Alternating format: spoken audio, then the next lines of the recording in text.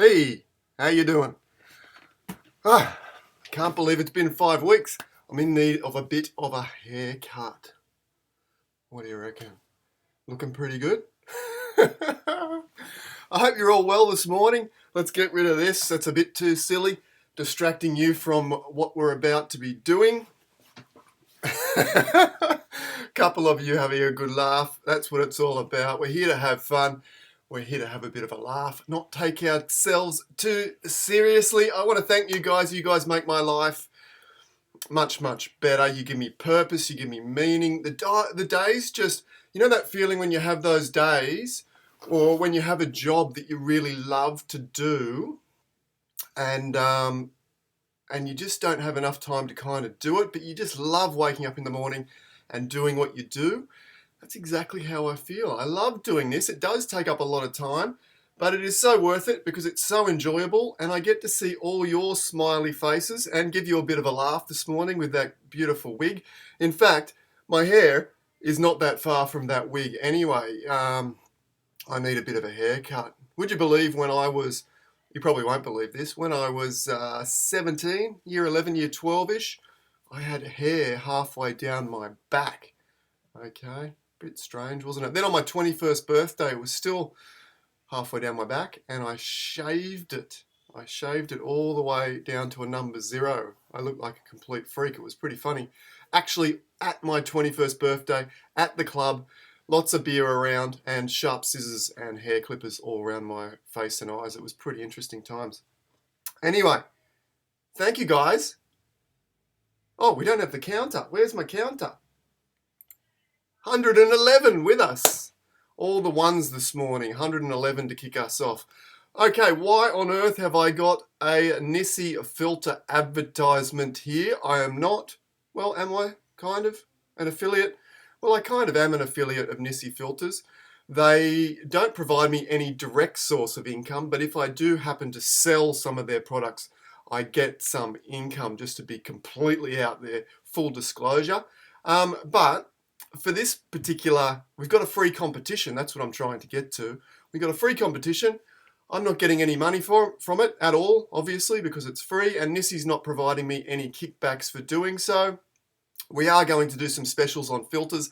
As I said, if any of you happen to take up any of those specials on filters, then I will get a small percentage of that as a kickback. That's not the reason I'm doing it. I wanted to hold a free competition. 𝗵𝗵𝗲𝗀 contacted me and said, hey, we've got this great prize. Do you want to do it? Do you want to do a competition? Oh, beautiful. Let's do it. So this is the first prize. A 𝗵𝗵𝗲𝗀 V6 switch kit. Sounds fancy, doesn't it? It's so fancy and so brand new, I don't even have one myself. Of course, I have a set of 𝗵𝗵𝗲𝗀 filters, but I don't have this particular switch kit. 100mm filter holder with the enhanced landscape CPL and switch. How cool is that? 429 Aussie dollars worth. Have a look down in the description below. You'll find a link and that will take you to the sign up page. Look, it's not a very fancy sign up page or process, but it's going to be a great little competition. What we're going to do, everyone, as many as you like, enter that competition. You're only allowed to enter one image each, just to keep my workload down a little bit when it comes to judging these images. What I'm then going to do is to narrow that field down to a final. I haven't determined the exact amount in the final yet. I think it's going to be 32.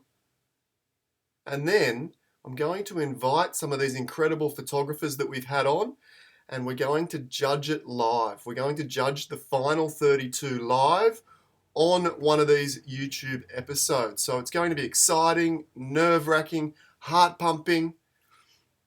It's going to be a lot of fun. We're going to discuss which images should be where and which one's better than this and why and how and all that good stuff, okay? So if you're interested in entering that, completely free, hit the link below, click the link below, and you'll see all the details and how to enter.